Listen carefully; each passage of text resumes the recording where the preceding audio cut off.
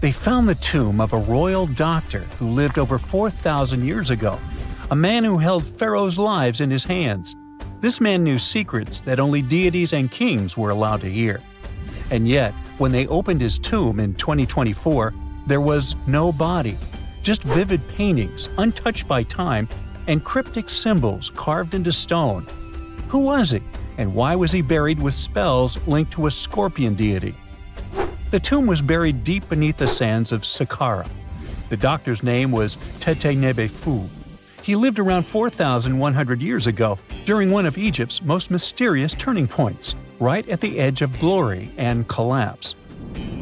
These were the final days of Egypt's Old Kingdom.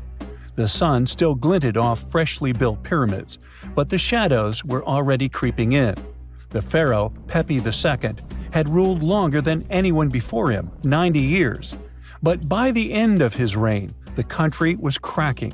The power was slipping, the regional leaders were rising, and the Nile floods grew unpredictable. In this shaky period, the mysterious doctor thrived. His tomb was discovered by a Swiss-French archaeological team in the shadows of old pyramids. The weirdest part was that when they uncovered his burial chamber, they found no body, no golden treasures either. Unfortunately, the tomb had been robbed long ago. But what remained was something even more fascinating: the words and images left on the walls. The paintings are still vibrant, bright colors that somehow survived all those years underground. The walls show jars, containers, strange abstract patterns, and geometric shapes. And then there are hieroglyphs, lines and lines of sacred script carved with precision, like someone had poured their soul into every curve. These inscriptions revealed who Tete-Nebe-Fu truly was.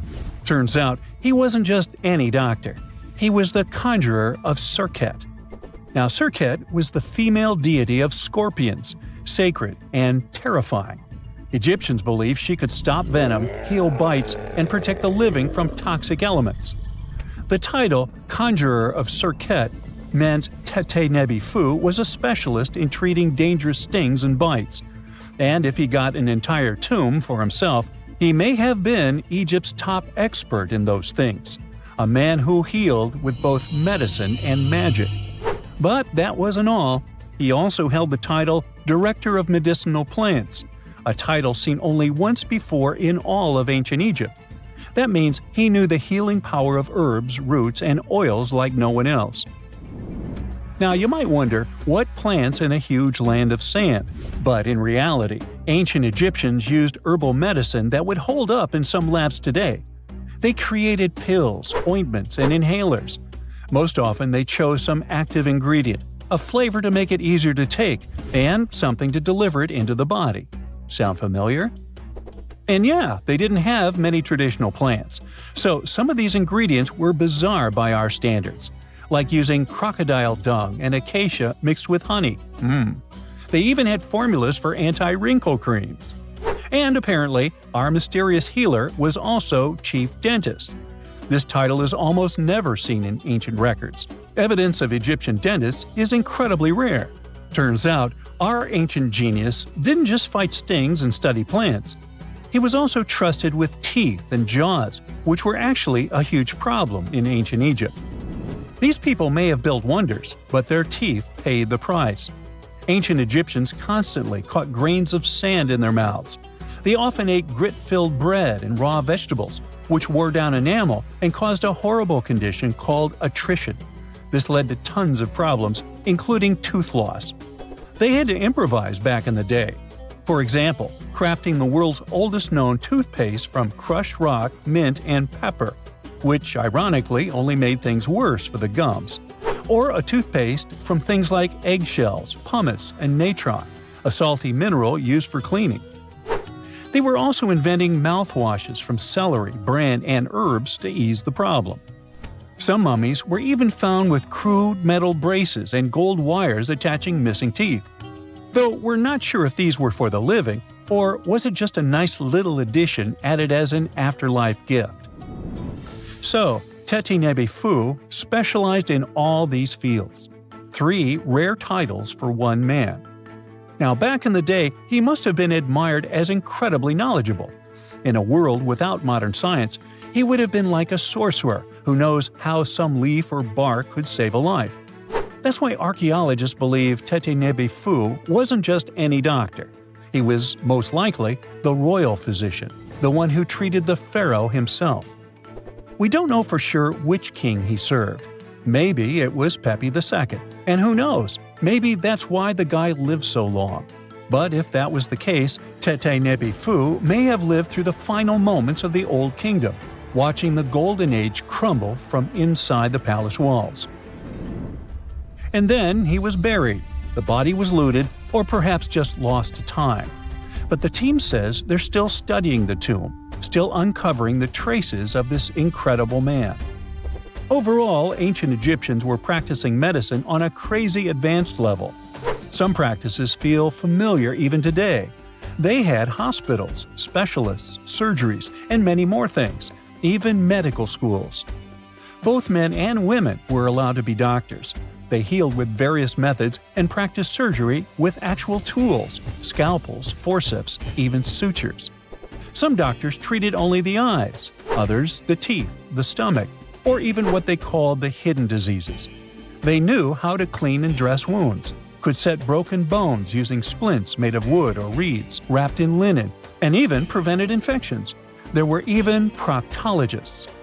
They also built the first prosthetics, like a wooden toe with leather straps that help people walk normally again.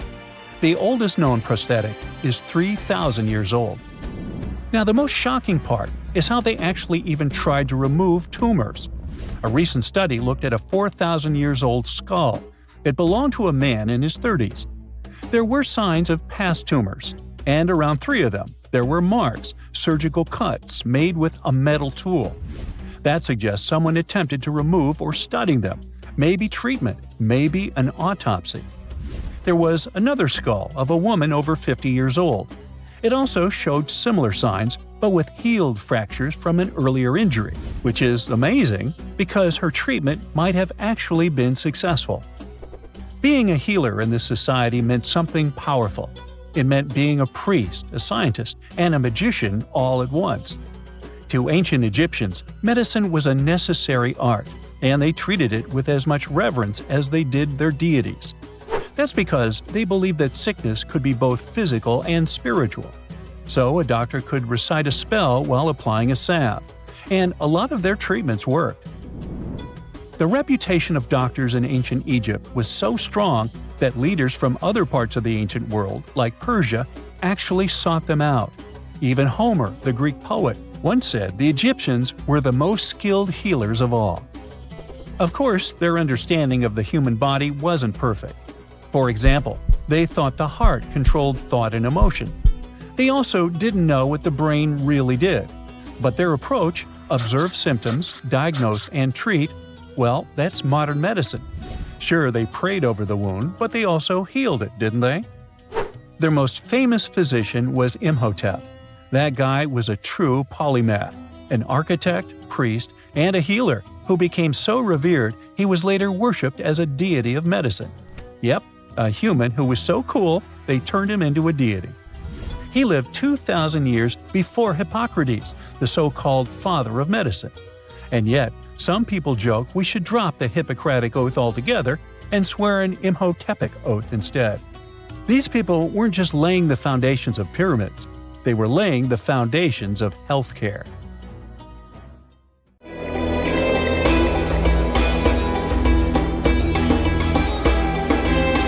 The Great Pyramid was created as the final resting place of ancient Egyptian monarch Khufu. According to legend, French leader Napoleon entered the Great Pyramid and came back out looking shaken and super pale. He never revealed what he saw inside, but whatever it was is said to have affected him for the rest of his life. When Napoleon entered the pyramid, he would have walked through a super tight and ascending passageway. He'd then go through another passageway, known as the Great Chamber. This corridor would have been much taller than the previous one, and would have cobbles too. He then reached the King's Chamber, the centerpiece of the Great Pyramid, which was lined with huge blocks of granite. But it wouldn't have looked as grand as we might imagine. There are no hieroglyphics decorating its walls, as Egyptians only began decorating the burial chambers of pyramids much later on. The pharaoh's tombs deep inside the pyramid would have also been filled with treasures, from chunks of gold to the world's most expensive jewelry. But this would have all been looted a long time ago. The only thing that probably would have been left in there would have been a huge sarcophagus, which would have once contained the king's mummy. He'd also have to walk past the queen's chamber. This room most likely didn't hold any queens though, as pyramids were usually only built for one person. There are mysterious tunnels leading from here. To this day, no one is really sure what they're there for. And that's not the only mysterious and creepy thing Napoleon may have encountered, as stories of pharaohs leaving ancient curses on pyramids go way back. Many pyramids had warnings written on the outside, telling of horrifying things that would happen to those who entered and disturbed the peace. We might not know what exactly Napoleon found in the Great Pyramid that scared him so much, but we know for sure what was found in Tutankhamun's tomb. Tutankhamun was an ancient Egyptian pharaoh who was only 8 or 9 years old when he took to the throne. He became a cultural phenomenon when his tomb was discovered almost completely intact in 1922. His pyramid sits in the Valley of Kings in Thebes, modern Luxor, which is in Egypt. Unlike the Great Pyramid, Tutankhamun's tomb was covered in beautiful wall decorations. The walls told the story of how he would travel to the afterlife through the underworld. Egyptians believed all people would have to take this journey, so they would fill their tombs with objects and paintings to help them get there. There'd also be spells painted on the walls. They believed this would help people pass over to the next realm.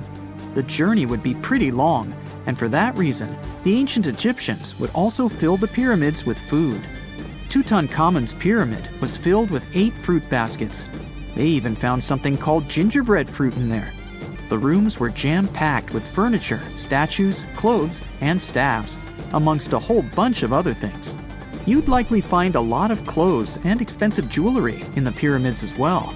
The ancient Egyptians wanted their ancestors to travel in style to the afterlife. They put Tutankhamun in his final resting place with over 50 pieces of clothing, all of the highest quality. There were tunics, scarves, gloves, and headdresses, and a ton of jewelry. Bracelets, pendants, necklaces, rings, and scarabs for protection were all found inside. Each of them was made of gold or precious stones. There were also fans made of ostrich feathers to keep the old pharaoh cool in the hot Egyptian sun. But the temperature inside the pyramids never actually went above 68 degrees Fahrenheit. The ancient Egyptians developed a super cool air conditioning system that we don't fully understand even today. Tutankhamun's pyramid also contained 130 walking sticks made from ebony, ivory, silver, and gold to help him on his journey. There were 3 chariots hidden away in case he got tired of all the walking. They also put 11 boat paddles inside, but there was no sign of any boat. The pyramids would be littered with the pharaoh's favorite scents and perfumes. During the excavation of Tutankhamun's pyramid, it quickly became clear that it had been robbed during ancient times. There was damage to doors and traces of oils left in empty jars. It looks like someone raided the pyramid for gold and the scents, perfumes, and oils that had been left for King Tut. There was still a bit of perfume, which was made from coconut oil and frankincense, left in one bottle. It seems like Pharaoh Tutankhamun loved board games. There was an ivory traveling set of senet in his pyramid. Although we don't know for sure exactly how to play it, we have figured out it was sort of an ancient Egyptian version of backgammon. It looks like it was a 2-player game where the goal was to knock your opponent off the board. Not really sure who Tutankhamun's mummy was supposed to play with though. The ancient Egyptians had some rituals that may seem pretty strange to us. For example, they used to shave their eyebrows off if they ever lost a cat. So it's not too surprising they put some really weird things inside pyramids. Archaeologists discovered a collection of mummified cats and scarab beetles in pyramids that date back more than 4,000 years. They were found in the pyramids of Saqqara, which is south of Cairo. They also found a bunch of makeup kits and mirrors inside. Makeup was worn proudly by both men and women in ancient Egyptian times. Eyeliner was the most popular cosmetic. The Rosetta Stone was one of the best discoveries ever made in pyramids. It was found by our man Napoleon Bonaparte and his team. It's a black granite rock that dates back to 196 BCE. It's transcribed in Greek, Demotic, and hieroglyphic. When it was translated in 1822, we got the key to understanding ancient Egyptian hieroglyphics for the very first time. The discovery of Queen Hatshepsut's mummy in 1903 changed our understanding of the Egyptians forever. After she had passed away, her successor, Thutmose III, removed most of the evidence of her reign, so we basically knew nothing about Egypt's first great female leader. She's now gone on to become one of the few and most famous female pharaohs of Egypt. Pharaoh Khufu even had a fully fledged boat in his pyramid. Archaeologists uncovered more than 1,200 pieces of a giant boat near the Great Pyramid at Giza. They reassembled the boat, and it's a whopping 144 feet long. It's most likely a solar boat, which was designed to carry the resurrected king with the deity Ra. Fun fact, the Pyramid of Giza is the last remaining of the 7 wonders of the ancient world. The other 6 are the Hanging Gardens, the Colossus, the Temple of Artemis, the Mausoleum, the Lighthouse, and the Statue of Zeus. This pyramid was also the world's tallest man-made structure for 3,800 years, and it's the biggest pyramid in Egypt. It took a staggering 2.3 million blocks of limestone, and some weighed as much as 80 tons. It took an incredible 100,000 laborers and a whopping 23 years to build. Its original height was a mega 480 feet. In 2017, archaeologists discovered something weird about Egypt's Great Pyramid. There's a hidden void that's at least 100 feet long, and no one really knows why it's there or what's actually inside it. The weird void is the first inner structure discovered within the 4,500-year-old pyramid since the 1800s. Scientists used cosmic rays to detect the massive hole, but are still no closer today to finding out what's inside.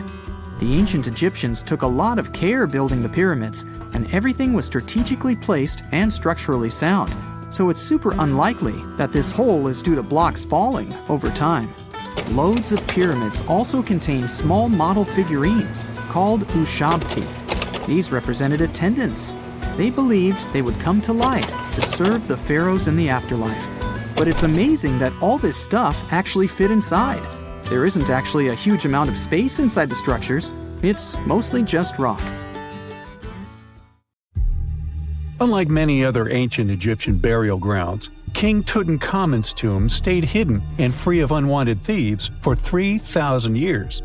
One reason was that the tomb was smaller than average and tucked away in a place called the Valley of the Kings. This area was already being extensively explored by the time they stumbled upon Tut's spot. The entrance was all covered in debris from building a nearby tomb, which must have also helped keep it a secret. There were also 0 writings or signs on the outside of the tomb. Time passing also played a part in keeping it in amazing shape until the 1920s, when a man named Howard Carter finally made it in. But was Carter that big of a hero? Some recent findings say he might have been sneakier than initially thought. People used to think Carter wasn't just a glorified treasure hunter, he was a true archaeologist. Before Tut, he had been on a relentless quest for Egyptian artifacts. He discovered his interest in these unusual objects when he was a child, and soon started drawing the sculptures and inscriptions that were found in ancient tombs. After stumbling upon the remains of King Tut, Carter spent a decade recording and processing all sorts of objects, like golden thrones, chariots, and statues from Tut's tomb, shipping them down the Nile to Egypt's museum in Cairo. Well, at least that was the official story. More recent discoveries claim that not all of the objects made it to Egyptian officials. A secret letter seems to uncover Carter's little 10 for them, 1 for me policy. The letter in question was sent to Sir Alan Gardiner, a philologist and friend of Carter's, dated from 1922. In these writings, Carter mentioned having found the tomb and was asking his buddy for some advice. In another letter from 1934, Gardiner seems to be thanking Carter for an amulet, which was sent to him as a thank you gift. Carter was adamant that it didn't come from Tut's tomb, But evidently, it did. Even the British director of the Egyptian Museum was onto Carter's sneaky endeavors, but couldn't prove it. He compared Gardner's amulet to others from Tut's tomb, and lo and behold, they were a perfect match. Gardner was so disappointed to have been put in such a sticky situation that he vented to Carter in another letter. Deciding to be a good friend, Gardner didn't throw the famous archaeologist under the bus. Instead, he advised Carter to take those stolen goods back to Cairo. Just like he'd advise you to like this video and subscribe to the Brightside channel for more amazing videos on the most unique topics in history.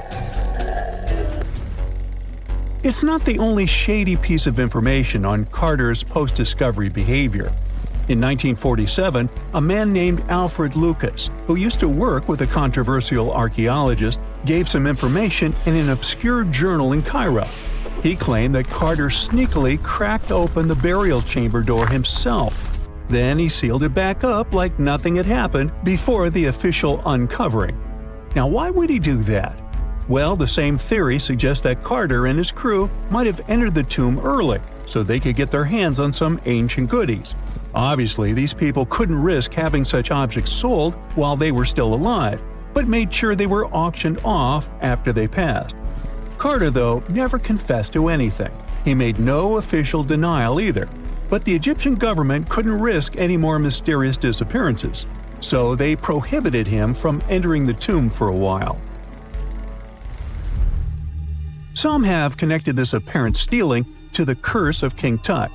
If you've never heard of it, know that it became quite the scary tale soon after King Tutankhamun's resting place was uncovered. It claimed that anyone messing with the tomb of the boy pharaoh would face some serious bad luck. It's not all dramatic like a mummy going on an aggressive spree, but word got out that the people involved in disturbing King Tut's lair met some mysterious, untimely ends. The main untimely passing related to this supposed curse is that of George Herbert, the 5th Earl of Carnarvon. He was this British aristocrat who helped fund the search for the tomb. He passed away just a year after the tomb was opened. Now, people love to call it mysterious, but it turns out that Herbert was already in pretty bad shape health-wise when he got to Cairo, and he ended up getting taken down by a regular disease. Now, let's talk numbers. There were a lot of people linked to this tomb opening: security guards, archaeologists, and supporting staff. And sure, a few of them did pass not long after the tomb started receiving visitors. As much as we'd like this curse to be true for the sake of, good storytelling, statistically, if you have a bunch of people connected to opening a tomb, you'd expect some passings just by random chance. The average lifespan for those supposedly targeted by the ancient curse was more than 20 years after the spell was supposed to kick in. Herbert's daughter even lived until the 1980s, that's half a century later. And Howard Carter himself lived until 1935, a solid 16 years after the big reveal. Some have suggested that the whole curse was nothing more than a careful PR strategy. You see, when Tut's tomb was found, Howard Carter wanted to make a priority out of keeping nosy reporters away. So he might have come up with a curse hanging over anyone entering the boy king's resting place. But what was stolen from King Tut's tomb anyway? Well, some jewelry to begin with. It might have been snatched by Howard Carter himself, according to a French specialist. He did some intensive research by looking at old pictures taken from inside the tomb back in the 1920s. He compared those images to various objects from museums and auction houses. He soon started to piece together the whereabouts of some of Tut's jewelry. First up, there's this collar that used to be on Tut's chest. It was all broken into pieces, and some parts went via Carter to the Nelson Atkins Museum in Missouri. Meanwhile, other bits ended up on a necklace owned by some unnamed people who tried to sell it in 2015 but failed. Even the Nelson Atkins Museum agrees, as they've confirmed the information on their website. Then there's a headdress piece. Some beads from it that once belonged to Tut apparently got stolen by Carter too. They were also strung into a necklace and are now being held at the St. Louis Art Museum. Another fancy caller made out of glazed ceramic magic spent some time at the Met, far away in New York. Thankfully, it was sent back to Egypt a bit over a decade ago. This seems to have been, as you'd expect by now, also stolen by Carter. Missing artifacts aside, King Tut still gave a ton of amazing objects that helped us learn more about this incredible ancient culture. Starting with the famous burial mask. It's this massive 21-inch gold art piece with semi-precious stones and glass paste. It weighs 22 pounds and showcases the boy pharaoh with a long beard and a headdress with a cobra and vulture. On the back, there's this spell from an important ancient Egyptian spiritual book that's supposed to make sure it works just as well in the afterlife. Tut was also apparently a board game enthusiast. They found 4 board games in his tomb, some made of ivory. Archaeologists also found a pair of gold sandals, though you'd imagine they were more for show than for comfort. In fact, the pharaoh probably never wore them in his lifetime. Now, speaking of fashion items, it turns out Tut was quite the fancy ruler. They even found a mannequin in his tomb that was used to pick out, adjust, and store his outfits and jewelry. The boy king seemed to have also enjoyed some music, based on the 2 trumpets historians found in his tomb. Though they were played back in 1935 in a BBC broadcast, the instruments are today considered too fragile to be maneuvered. Not many civilizations are as mysterious as ancient Egypt. A powerful empire that lasted over 3,000 years. It gave us pyramids that still stand and myths that still inspire. It's one of the most explored places on Earth, yet somehow, we still find exciting stuff. In Abydos, archaeologists just uncovered a 3,600-year-old royal tomb. It's huge! It has golden hieroglyphs of deities covering the entrance, but the pharaoh's name? It's not there. It's missing. Who was this ruler, and what new chapter could this open in Egypt's story? If there's one place in Egypt where the line between life and demise feels thinner, it's Abydos. To the ancient Egyptians, this was sacred ground. They believed it was the burial place of Osiris, the god who literally passed away, had his remains separated, and came back to life to rule the underworld. Because of that, Abydos became Egypt's spiritual gathering place. Pharaohs built amazing temples here, like the Temple of Seti, famous for its King's List, a wall that has the names of 76 pharaohs carved in it.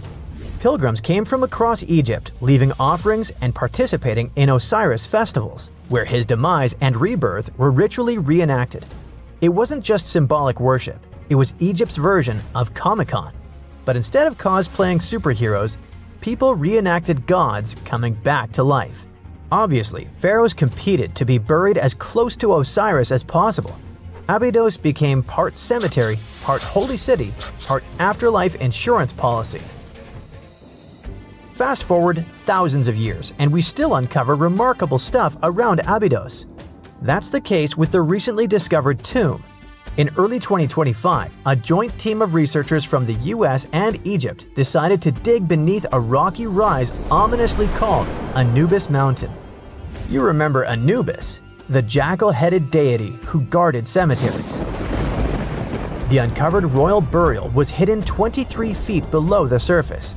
Sadly, even though it eluded archaeologists for so long, robbers had already taken away with treasures ages ago. They could definitely tell this was a tomb of someone super important. Similar to how you can walk around a mansion with no furniture but still deduce that someone rich must have lived there. The chamber had mud brick vaults rising over 16 feet. That's taller than a female giraffe standing upright. For something built 36 centuries ago, it still felt enormous. However, when you remember that Egyptians were masters of architecture, nothing seems surprising. So no treasures, no golden mask, and sadly, no name. The cartouche that should have spelled the king's identity was unreadable. Egyptian tombs usually bragged about who was inside. In ancient Egypt, a cartouche was basically a big oval name tag for kings wrapped in hieroglyphs. Think of them as VIP passes that worked in both this life and the next. Without it, your soul couldn't check into the afterlife hotel. That's because to the Egyptians, your name, your Ren, wasn't just so your teacher could distinguish you from kids with the same haircut. It was a core part of who you were. As long as your Ren survived, so did you. To have your name forgotten was considered a fate worse than passing away. A soul cannot journey without a name. That's why you'd see cartouches all over the place, on temples, obelisks, jewelry, statues, and tomb walls. It wasn't there just for the marketing. It kept the pharaoh's presence front and center everywhere you looked. Imagine building a massive tomb only for 3,600 years later to walk in and go, who is this guy again? Not cool at all. That's why it's fair to imagine our nameless pharaoh haunting the robbers for all eternity. So yeah, cartouche was considered very significant. One of the most famous and mind-blowing examples comes from the tomb of Thutmose III. His burial chamber and sarcophagus were literally shaped like a cartouche. In other words, the entire room was a living architectural symbol of his name. Thankfully, in the recently discovered tomb, not everything was erased. Painted in golden hues at the entrance were two familiar guardians, deities Isis and Nephthys. Isis was the magician who stitched Osiris back together and breathed life into him. Nephthys, her sister, was the eternal mourner and protector of the mummy. Together, they promised that whoever rested here would not face the afterlife alone, and it's one additional proof of the importance of the mysterious pharaoh. So, who could this be? To answer that, we need to go down history lane. This tomb dates back to Egypt's messy chapter called the Second Intermediate Period. Instead of one ruler in charge, the country had many rival kingdoms, each with its own little power base, like a real-life Egyptian version of Game of Thrones. And right in the middle of that chaos was Abydos. For a while, it was home to its own line of kings, the so-called Abydos dynasty. Those weren't the pyramid builders everyone knows, and that's why they're so mysterious. They left behind almost nothing. No great monuments, no sprawling cities, just fragments of names on broken blocks. For centuries, many scholars even doubted they existed at all. That sorta changed in 2014, when archaeologists uncovered the tomb of Senebkay, one of those shadowy kings. Now, everything we know about Senebkay points to him having quite a story to tell. His bones revealed 18 deep wounds, the kind you get in battle. He had blows to his skull, back, and hands, and likely lost his life fighting, making him one of the few pharaohs we know who sadly fell in combat. His tomb was modest, with reused artifacts from earlier kings, but it delivered one priceless thing: proof. Until Senebkay, the Abydos dynasty was just a theory. With him, it became real. And that's why the new discovery could be a big deal. The newly uncovered royal tomb at Abydos shares the same layout and style as Senebkay's. It has limestone chambers, mud brick vaults, and protective deities, although it's much bigger. Which again raises the possibility that we're looking at an even earlier, more powerful ruler of Abydos. Whoever he was, he wanted to be remembered alongside the greats. Which is ironic, because it seems that history tried erasing him. Perhaps additional findings alongside his tomb could tell us more. Yes, there's more, and it's actually pretty cool. Not far from Abydos, in the village of Banawit, archaeologists uncovered a Roman-era pottery workshop. Yeah, you heard that right, a pottery factory close to a pharaoh's burial ground. The site had huge clay kilns, storage rooms, and even broken shards called ostraca. They were basically ancient sticky notes, except instead of shopping lists, those had receipts scratched onto them in Greek and Demotic Egyptian. Little records of everyday transactions, the kind of thing you'd never expect to find near a lost dynasty king. Honestly, the potters missed a chance. Forget boring receipts, they should have been selling Osiris's mugs and Anubis figurines to pilgrims and tourists. But that's not all. It seems that centuries later, during the medieval period, the same ground became a cemetery. Archaeologists found mud brick graves with skeletal remains. This could mean that Abydos kept its aura of significance for hundreds of years after the Age of Pharaohs. So why this hill again and again? Is this place really a getaway to the afterlife? It is, after all, the very place where Osiris is said to rest. That belief lingered like a shadow for thousands of years, strong enough to pull in pharaohs and later medieval families. Different rituals, same sacred ground. Although, to be fair, the Romans weren't here for Osiris. They came to make pots. The story of Abydos is not over. The excavations will continue, and who knows what else could be discovered in the future. Today, archaeologists are armed with tools that are basically X-ray glasses for the desert. Every scan could reveal a hidden chamber, or if we're lucky, finally give our nameless pharaoh his wren back to him. In fact, I became strangely invested in finding out who he was. So let's hope for some news soon. It's only a matter of time. Do you have your own theories? Let me know. When you hear the word mummy, you might get a chill down your spine. That's because most of us associate this word with those creepy characters we've seen in some scary movies. But in reality, mummies have helped us understand a lot about ancient civilizations, their rulers, and about how people used to deal with losing their loved ones. The people most famous worldwide for their mummies are the ancient Egyptians. They believed that some sort of existence after passing away was possible, if certain conditions were met. That's why they insisted on preserving the human body through the process of mummification and placing the mummy in a furnished tomb, kind of like giving it a fully functioning apartment of its own. Why did they believe in this? Well, because they were deeply connected to their natural environment for the most part. They saw the natural cycles around them, like how the sun rose every day, followed by the moon, or how new life was always sprouting from plants, even after they had wilted away. They also believed that the powerful spirit Osiris, who represented the cycle of passing away and resurrection, played a role in this process. To prepare for the afterlife, the ancient Egyptians followed certain rituals, like mummification, which involved using materials like honey, resins, and incense to preserve the body. There's no other mummy more popular than that of King Tut.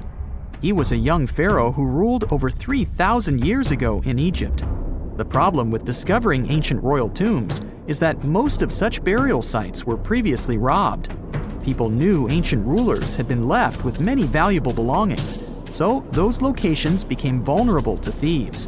When King Tut's tomb was opened in 1922, people were excited because it had not been robbed, like many other previously discovered royal tombs. That's how well hidden it was. Inside, his mummy was encapsulated in a total of 3 coffins, including one made of gold. The objects found in his tomb showed us what ancient Egypt was like, and studying his mummy also helped us learn about the culture and practices popular at the time when he passed away. We also learned about his family by looking at his DNA. Scientists were able to discover that he had had a disease called malaria and a problem with his foot that might have made it hard for him to walk. Ramses II was another pharaoh in Egypt who ruled for 68 years, which was quite a lot back in the day. He was known for his expansion campaigns and building projects. Many objects from his time as a ruler still exist today, including a large statue of him. Ramses II was about 6 feet tall and lived to be about 90 years old. After looking at his mummy, scientists concluded that he may have had a medical condition that affected his spine. Now, remember those thieves I mentioned before? They are probably the reason why Ramses II ended up in a plain coffin in a secret collection of royal mummies at Deir al-Bahari, which was rediscovered in 1881. Thankfully, archaeologists were able to identify him because his journeys had been recorded on his wrappings. The process was really tedious too. In fact, in ancient Egypt, the mummification process could take a staggering 70 days to complete. A special person would say a very specific speech while delicately handling the body and drying it out using a type of salt called natron. They also used linen and resin to make the body look more lifelike and to wrap it in cloth. The tomb was equally as important for ancient Egyptians. The walls of King Tut's tomb, for example, were adorned with intricate artwork that depicted his journey to the afterlife, from his burial procession to his passage through the underworld. The ancient Egyptians believed that everyone made this journey after passing away, and they filled their tombs with items and paintings to help the person in their spiritual travels.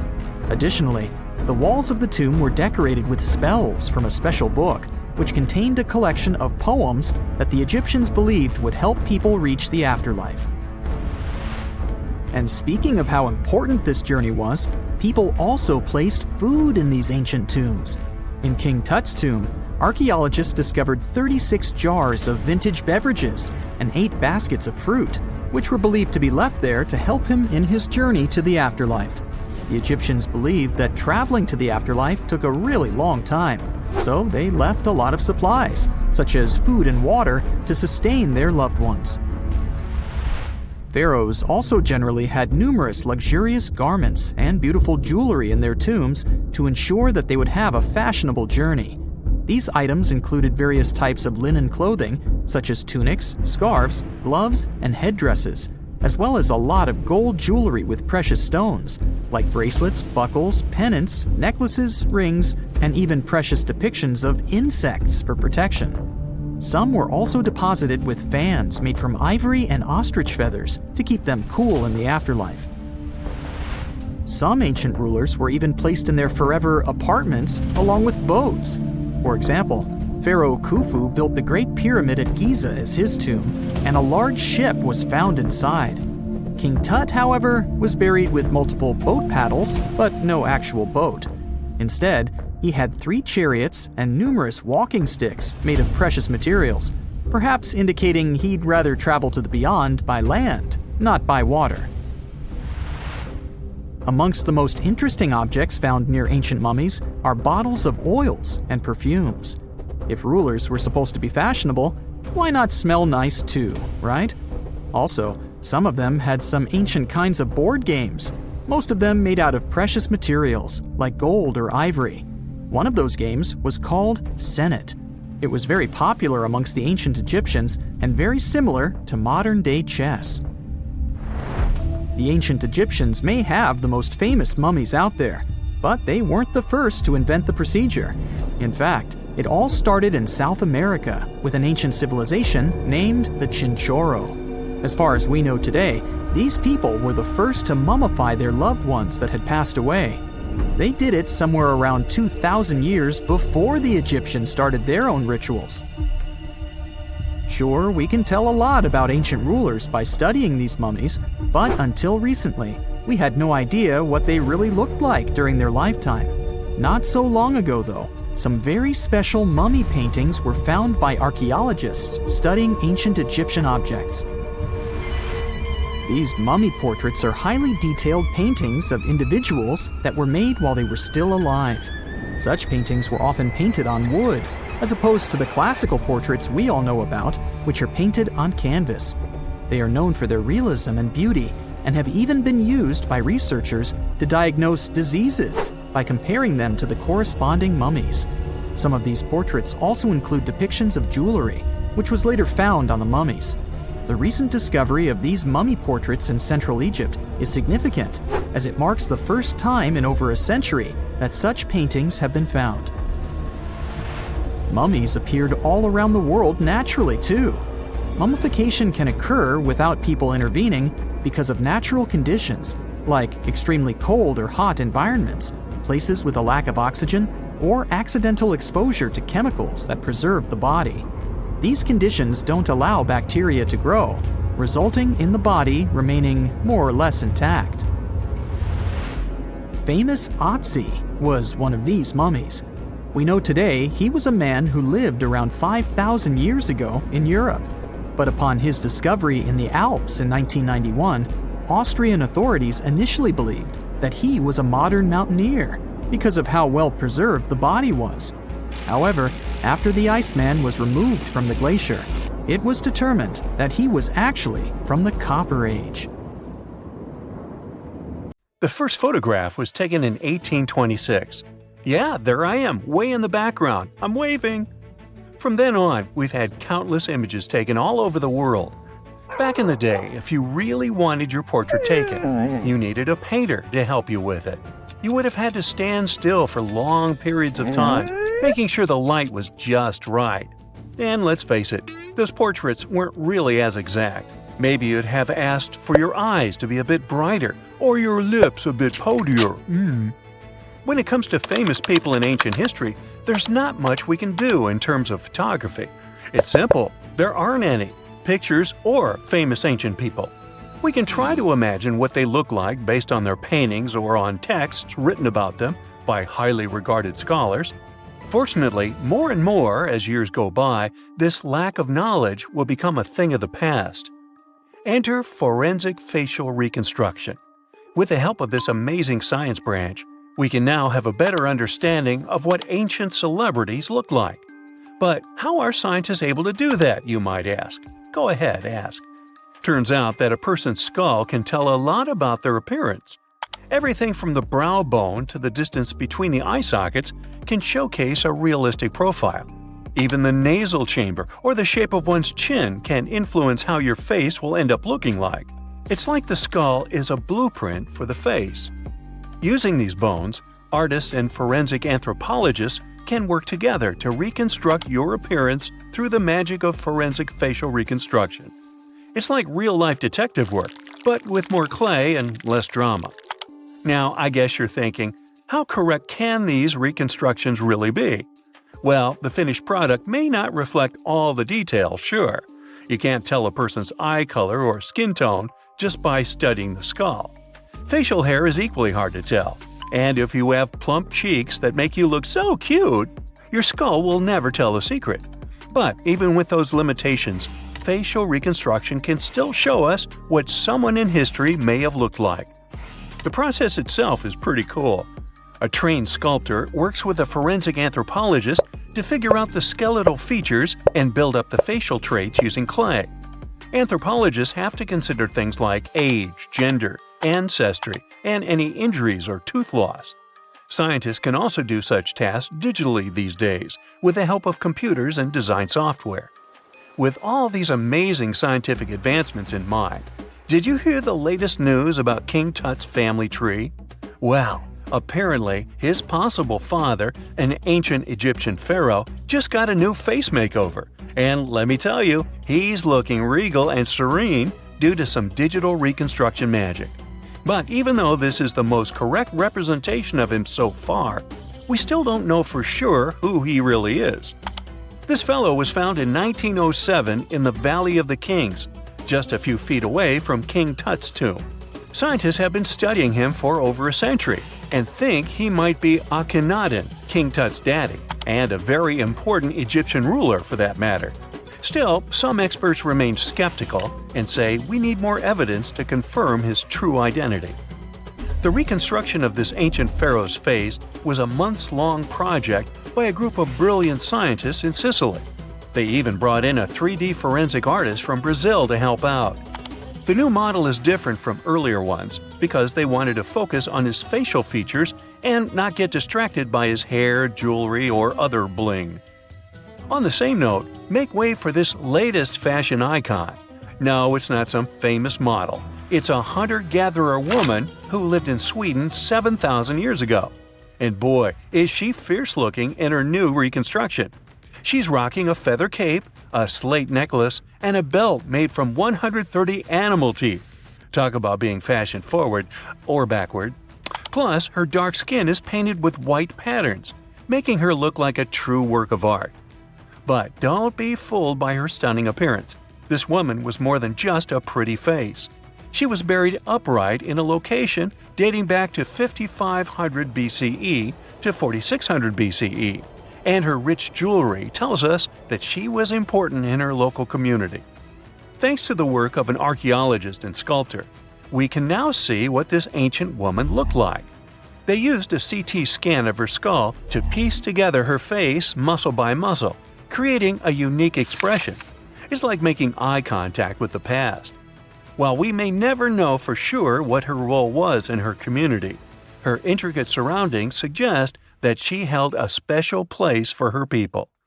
Now, Otzi, the 5,300-year-old mummy from the Alps, also got a new makeover thanks to this amazing technology. He didn't go to a plastic surgeon if that's what you're thinking.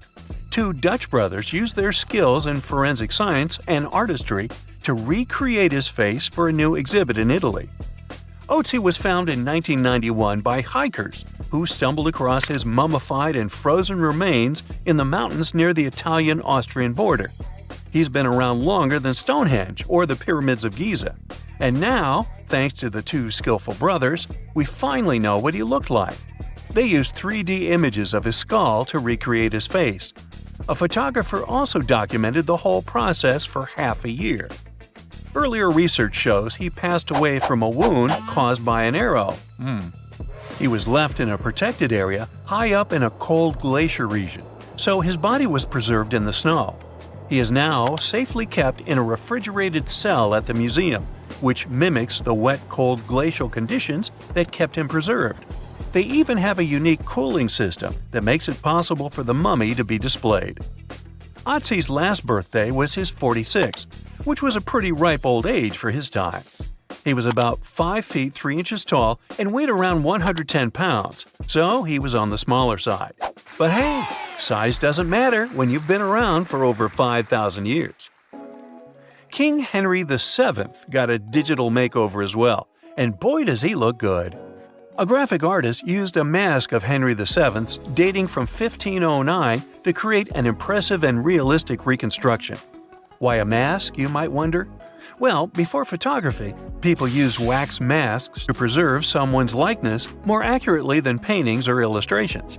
And let me tell you, the restoration of this Henry was a game changer.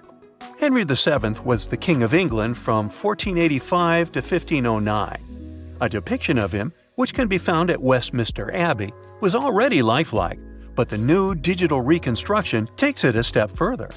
It took the team behind it about 2 months to complete, using a combination of software, custom algorithms, and really tedious image adjustments that were done manually. The project started with a high-resolution image of the mask, which was then used to create a 3D model of the subject's face. From there, the lighting was designed. Lastly, facial markings and hair were added. But what's even more fun is that a beard was added to Henry VII's face too, since men during that era were commonly bearded, wore a beard. We'll never know for sure if he was bearded or not, but it's a hilarious touch that adds to the character of the reconstruction.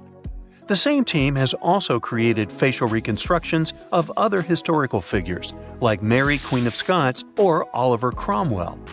These masks are like secret passages to another time, if you think about it.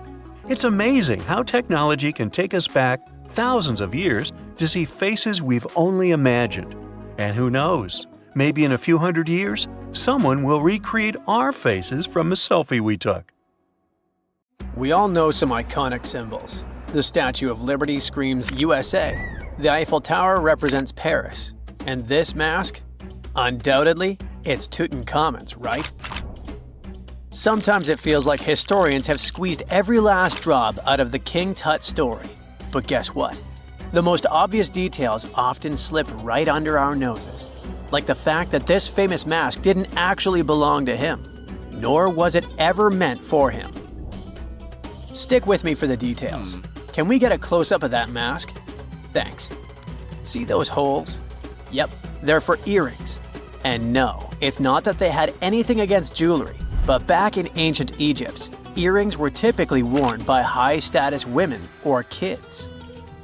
Now, if you know your history, you might say, but Tut was a boy king, wasn't he? You're spot on. He began his reign at just 9 years old. Sadly, that didn't last long as he passed away at a very young age. So when he was 9, he might have worn earrings, but he probably took them off when he hit that no earrings age. Sounds reasonable, right? Actually, not quite. That would have been pretty strange since nobody expected him to pass away young. Certainly not at 9.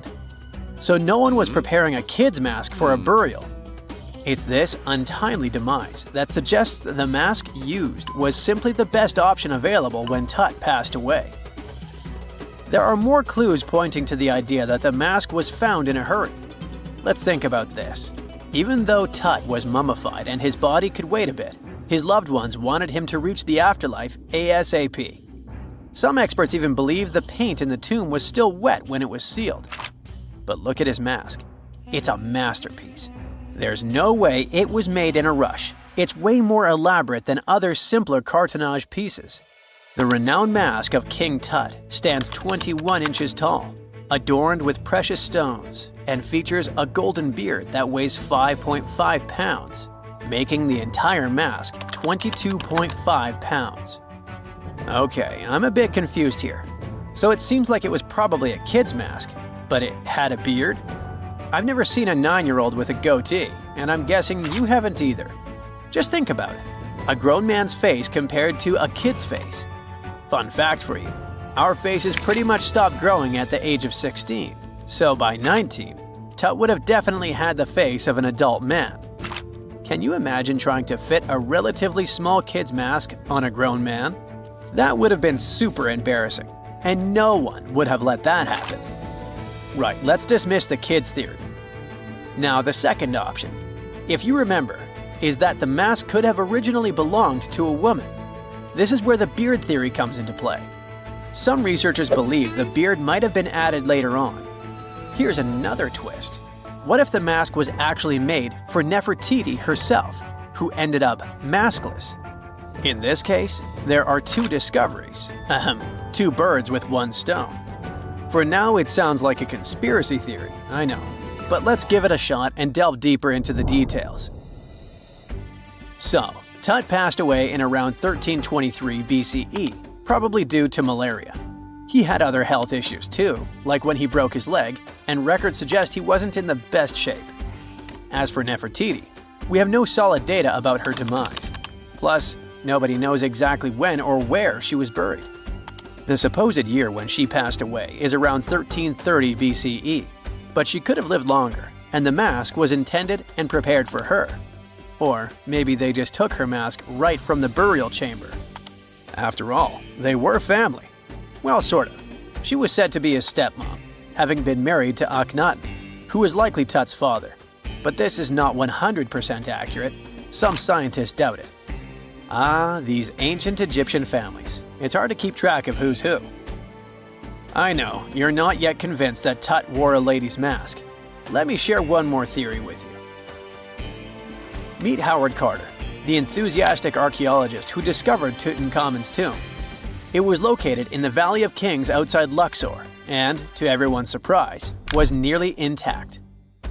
When he entered, he noticed something odd. This didn't feel like a pharaoh's burial chamber. It was classy and all, but it had a vibe that suggested it was made for a woman. Typically, Egyptian pharaohs had larger tombs that suited them better, and even more strangely, it was oriented to the right of the entrance. This didn't add up. That orientation was typical for female chambers, which Egyptian queens used. Another red flag was that the chamber appeared to have been built in stages, and all the artifacts, around 2,000 of them, seemed hastily placed there. Even more curious, they looked like they were meant for other royals. Carter discovered this burial site in 1922, but it remained a mystery as to why it was so bizarre. Almost a century later, Nicholas Reeves thought he may have solved the puzzle. He claimed that King Tut might not have been the original resident of the tomb. Instead, he suggested that the undisturbed resting place of the legendary Queen Nefertiti could be hidden behind the walls of the boy king's burial chamber. Nicholas studied high-resolution photos for months, meticulously examining every pixel. One day, he focused on detailed scans that revealed the texture of the tomb's walls beneath layers of paint. He spotted what he believed to be outlines of two doorways that had been blocked and plastered over to hide them from view. The more he looked, the more it seemed real. Could it be a tomb within a tomb? Nicholas theorized there was a hidden storeroom behind the western wall of King Tut's tomb, and his chamber might just be the outermost section of a larger corridor-style network of rooms. It all sounds fancy, but sorry to break it to you, Reeves' theory was debunked. To find out if he was onto something, experts had to use ground-penetrating radar to see the unseen. Reeves's idea was that if there were gaps, it could indicate the presence of additional rooms. And at first, in 2015, one expert even thought he had found a hidden room. But the glory didn't last for long. A year later, after double-checking, it turned out there were no hidden doorways. By the way, Nefertiti isn't the only legendary woman from Egypt whose burial site remains a captivating mystery. There's a cool legend about Cleopatra that you might enjoy. It's said that she once declared, "No man will ever find my tomb." Kind of fitting, right? After all, the person who's come closest to uncovering her final resting place is a woman. Fast forward a few millennia after she passed away, and while no man has located it, archaeologist Kathleen Martinez believes she might have cracked the code. She's been on the quest for Cleopatra VII's tomb for nearly 20 years, and recently discovered a bust that she thinks represents the famous queen. However, not everyone is on board with her claim. Some experts argue that the bust doesn't resemble Cleopatra at all. Alongside this intriguing marble statue, Martinez's team also unearthed 337 coins, some of which, less controversially, feature Cleopatra's likeness. But the real part is that it's still not officially confirmed. There's no doubt about the existence of the small bust. It's carved from white marble, fits in one hand, and shows a woman wearing a royal crown, according to a translated statement from the Egyptian Ministry of Tourism and Antiquities. The big question, though, is who it actually depicts.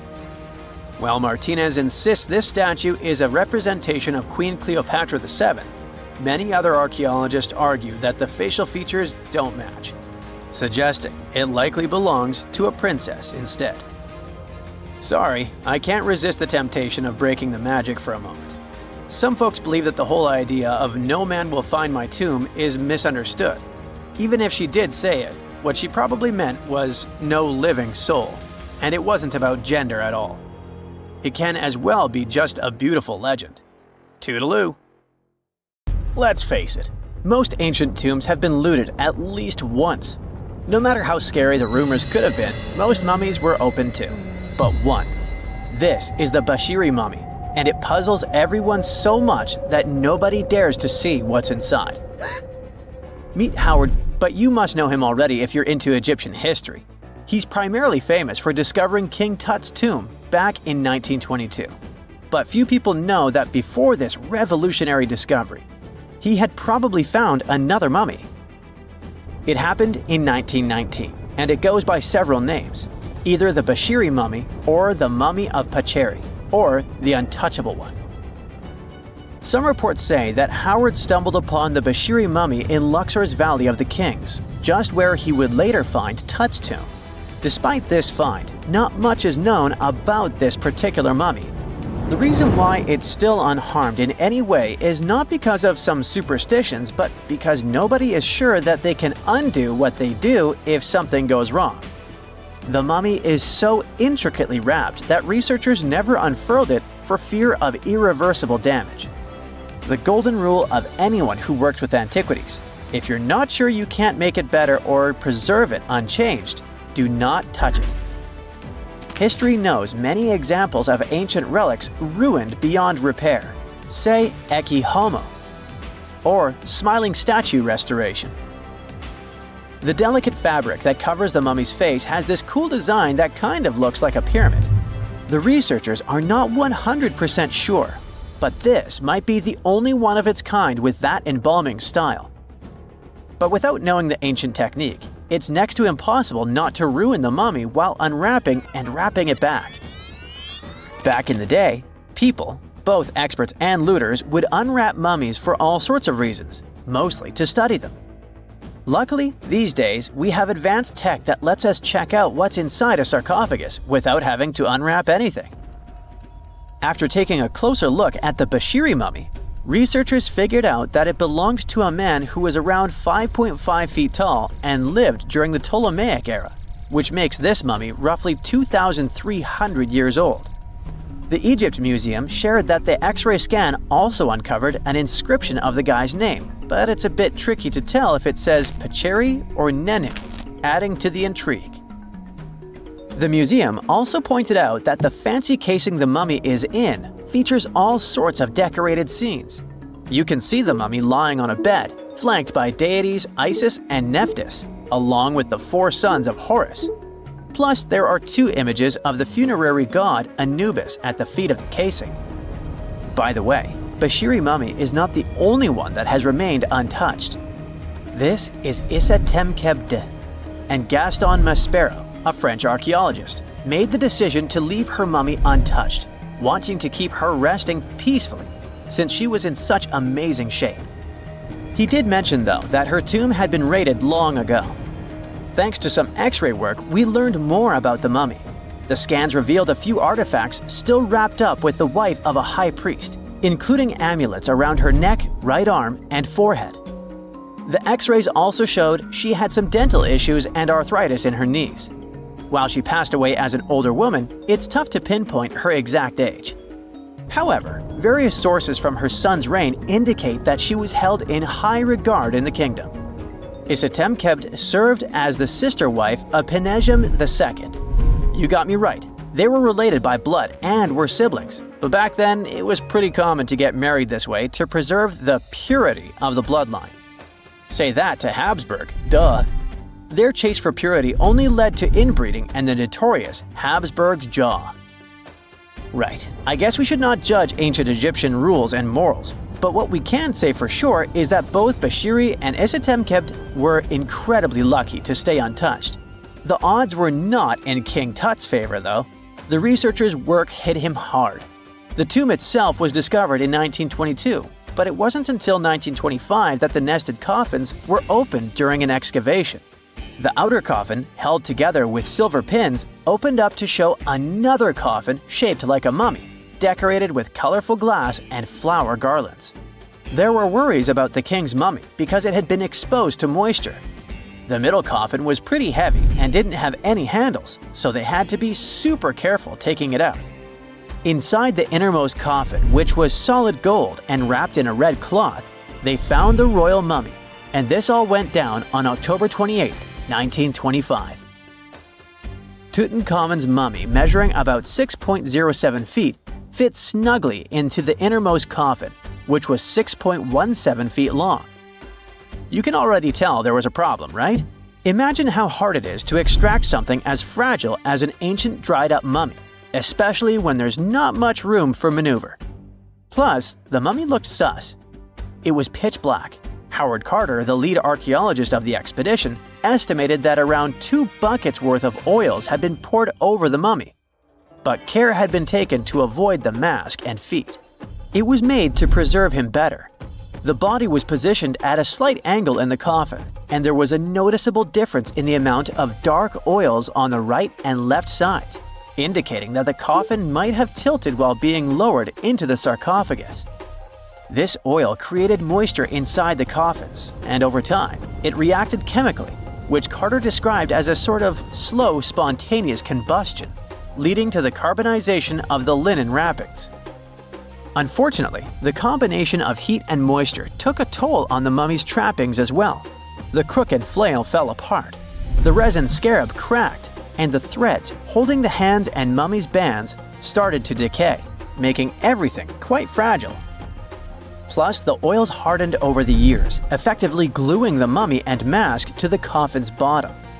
To try and separate the mummy from the inner and middle coffins, they were placed in the sun for several hours, reaching temperatures of 149 degrees Fahrenheit. Despite this effort, the mummy remained stuck, so the initial examination had to be done right where it was. The first part of Tutankhamun's mummy the researchers checked out was his lower legs and feet, meaning they started the examination from the bottom up. As they peeled back the bandages, they uncovered the first of many treasures wrapped up with the king. They took their time to carefully document and photograph everything they found. The inner layers of bandages were in pretty bad shape, mostly turning to dust, making it tough to figure out how everything was originally wrapped. Still, the overall methods matched what was seen in other nobles' mummies from that time.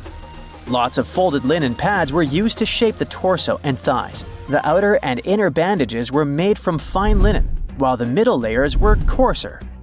They had some intricate bandaging around the shoulders and chest with a similar style around the groin. Each limb, along with fingers and toes, which were fitted with gold caps, was wrapped separately. Tutankhamun even wore gold foil sandals on his feet. They hoped to separate the mummy from the coffin by removing the outer bandages, but the resins had stuck the body to the coffin. So, the researchers ended up chiseling it out. To do this, they had to cut the torso in half at the hips and disarticulate the arms to continue unwrapping.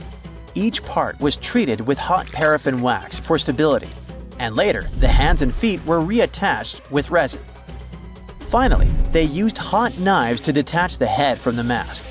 To check the teeth, it was decided to make an incision around the jaw and neck, which was later fixed with resin. So technically, the scientists did all they could to preserve the mummy, but still, in a way, it ended up being damaged beyond repair. What do you think? Should they have left it in the coffin, or did they do the right thing? Let us know in the comments. The ancient city of Taposiris Magna is hidden on the northern coast of Egypt. These days it has very little of its former glory, but what lies beneath it may hold the secret to uncovering a famous mystery, that of Cleopatra, the most memorable Egyptian queen in history. The recently discovered tunnel is also known as a geometric miracle for its time. Excavations have uncovered a 43-foot-long structure below the ground, which is partially submerged in water. Its shape and construction technique are similar to that of the Eupalinos tunnel, another amazing ancient discovery. This one is located in Greece and was built by excavating simultaneously from 2 points, aiming to have them meet in the middle. The use of math and geometry to make this construction was astonishingly precise for those days, more so since it was built near a mountain. Archaeologists that have been working on the Taposiris Magna site since 2004 believe this tunnel may lead to the lost tomb of Cleopatra. The clues they found so far seem to back up this theory. For starters, the city and its temple were built by one of Cleopatra's ancestors, Ptolemy II. All the architecture seems to indicate it was dedicated to the ancient spirit Osiris and his queen Isis. Throughout her reign, Cleopatra did try to associate herself with Isis, so it may be no surprise she chose this location as her final resting place. Scientists have yet to pinpoint Cleopatra's tomb, but research continues with the help of modern technology. To study this location better, archaeologists have even used a special device called ground-penetrating radar. This tool allows us to analyze what lies beneath the ground without being intrusive. Since this tunnel is so old, research needs to be done very delicately. Seeing pictures of what's underground before you start digging is incredibly useful and has been done here since 2011. Finally discovering Cleopatra's tomb may help us piece together her story, especially what might have happened during the last portion of her life, which is still surrounded by mystery. We still don't know the exact cause of her passing. Some believe she may have let herself be bitten by a poisonous Egyptian cobra. Others have suggested that she was well accustomed to toxic substances, even hiding some in her hairbrush in case she ever needed it. But that's not to say she chose to use it on herself. We do have a lot of other interesting information on Cleopatra that's equally as impressive, like the fact that she had a stylist. Most of the images you've seen depicting this famous queen show her wearing black eyeliner. This look was put together by Airas, a woman known to have been her personal beautician. She traced the long line from her eyes to her temples, a makeup technique still used today to enhance the eyes. Airas was an important figure throughout Cleopatra's life, known also as her confidant and close friend. There are even theories that suggest Airas was there by her side when she passed away. Despite her well-thought-out looks, Cleopatra wasn't as pretty as she's described. Or at least, that's what recent research has pointed out. Sure, if we look at movies and modern imagery, she's depicted as this incredibly beautiful woman with symmetrical and delicate features. However, if we look at coins showcasing her image from back in the day, her looks are rather average. Her image on the coins might have been adjusted, too, to make the queen look stronger in the eyes of her people. So there is no trusted source available to confirm her image, but her description in most pieces of ancient literature speaks of her other qualities, like her voice and personality, not of her beauty. Cleopatra might have been the most famous Egyptian queen to this day, but she wasn't the first choice. She did have an older sister, Berenice, that was initially supposed to take the throne.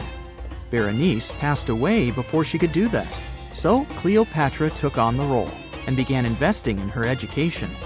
She traveled throughout the country quite frequently, so she could become accustomed to her people and their needs.